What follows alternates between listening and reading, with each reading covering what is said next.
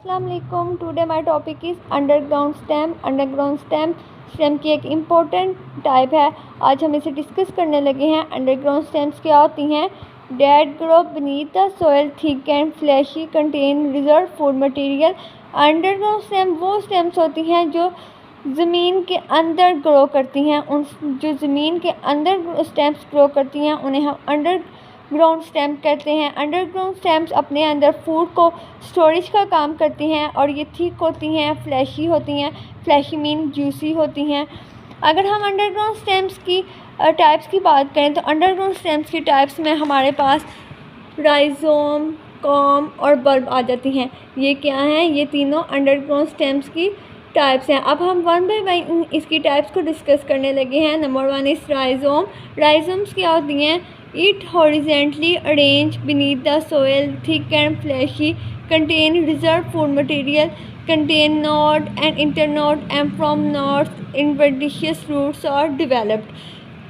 Rhizomes horizontally arrange होती हैं beneath the soil, यानी कि राइजोम ज़मीन के अंदर हॉरिजेंटली अरेंज होती हैं और ये थिक एंड फ्लैशी होती हैं। जितनी भी आपके पास अंडरग्राउंड स्टेम्स होंगी वो अपने अंदर फूड की स्टोरेज का काम करेंगे। राइजोम के पास नोड्स भी होते हैं, इंटर नोड्स भी होते हैं और जो नोड्स होते हैं उनसे एडवेंटिशियस रूट्स डेवलप कर होती हैं।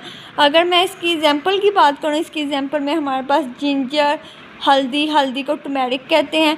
अगर हम इसकी डायग्राम की मदद से देखें तो देखें, राइजोम वो होती हैं जैसे अगर आप कहेंगे कि रूट जो सी होती हैं वो ज़मीन के ज़्यादा अंदर होती हैं, लेकिन राइजोम ज़मीन के अंदर होती हैं लेकिन इतनी ज़्यादा अंदर नहीं होती ज़मीन के। इसमें देखें हमारे पास नोड भी आ जाते हैं और इंटर नोड, और ये हमारे पास राइजोम है। अगर हम जिंजर की बात करें कि जिंजर के ऊपर आपको जो रूट्स निकलती हुई नज़र आएंगी वो रूट्स जो सी हैं एडवेंटिशियस रूट हैं। ये देखें, ये एक जिंजर है। जिंजर में ये जो आपको रूट्स नज़र आती हैं वो एडवेंटिशियस रूट्स हैं। अगर हम कॉम की बात करें कि कॉम क्या होते हैं, ये एक कंडेंस फॉर्म है राइजोम की। ये भी थिक होते हैं, फ्लैशी होते हैं यानी कि जूसी होते हैं और ये अपने अंदर फूड की स्टोरेज का काम करते हैं, लेकिन ये मोर एंड लेस राउंडेड होते हैं, यानी कि ये गोल नहीं शेप दे रहे होते, ये मोर एंड लेस राउंडेड होते हैं। इसकी अगर हम एग्जांपल की बात करें तो इसकी एग्जांपल में हमारे पास ज़ाफ़रान आ जाता है। ये देखें, ये भी राइजोम की एक कंडेंस फॉर्म है। ये अपने अंदर फूड को स्टोरेज का काम करते हैं। ये अपने अंदर अपने सेंटर पार्ट में फूड को स्टोर कर लेते हैं। ये अपने अंदर न्यूट्रिएंट को स्टोर कर लेते हैं। अगर हम इसकी थर्ड टाइप की बात करें तो इसकी थर्ड टाइप में हमारे पास बल्ब आ जाता है, लेकिन इससे पहले मैं आपको राइजोम और रूट की डिफरेंस बता देती हूँ कि राइजोम और रूट में क्या डिफरेंस है। अगर हम राइजोम की बात करें तो राइजोम में रूट कैप नहीं होती, जबकि रूट में रूट कैप होती है। अगर हम राइजोम की बात करें तो राइजोम में हमारे पास नोड्स और इंटर नोड होते हैं, लेकिन रूट्स में नोड्स और इंटर नोड हमारे पास नहीं होते। राइजोम में हमारे पास एक्सिलरी बर्ड आ जाते हैं, लेकिन रूट में हमारे पास एक्सिलरी बर्ड नहीं होते। अब हम इसकी थर्ड टाइप अंडरग्राउंड स्टेम की बात करें। अंडरग्राउंड स्टेम की थर्ड टाइप में हमारे पास बल्ब आ जाता है।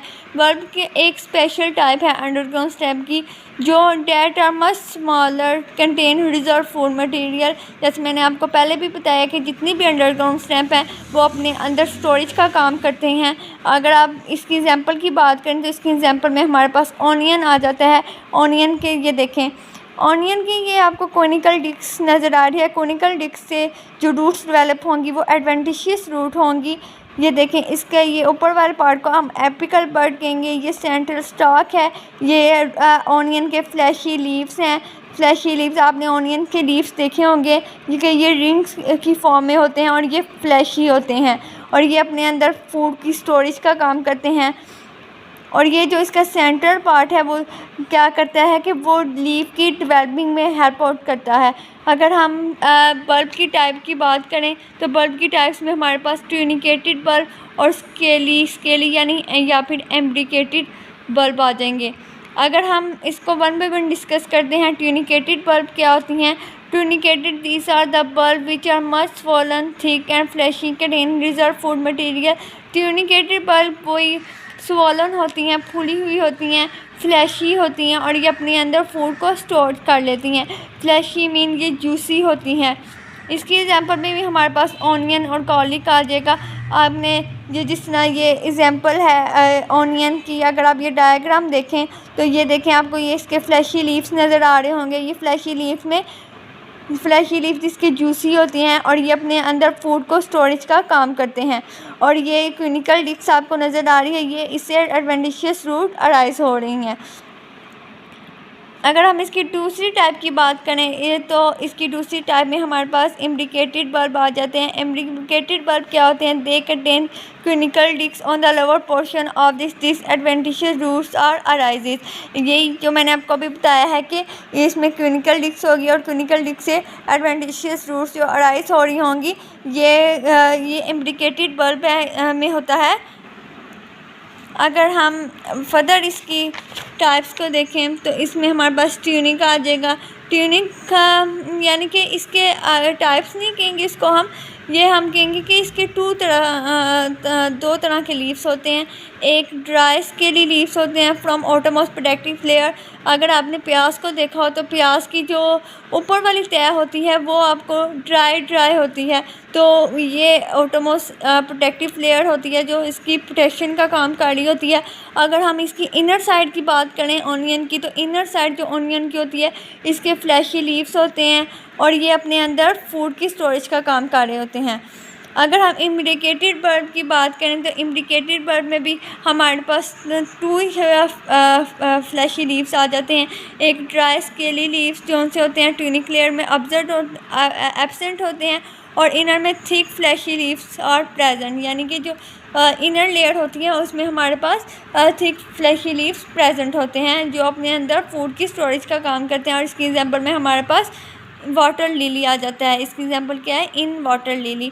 अगर आपको आज की वीडियो मेरी पसंद आई हो तो आप मेरी वीडियो को लाइक एंड सब्सक्राइब करें ताकि आप मेरी नेक्स्ट वीडियो देख सकें।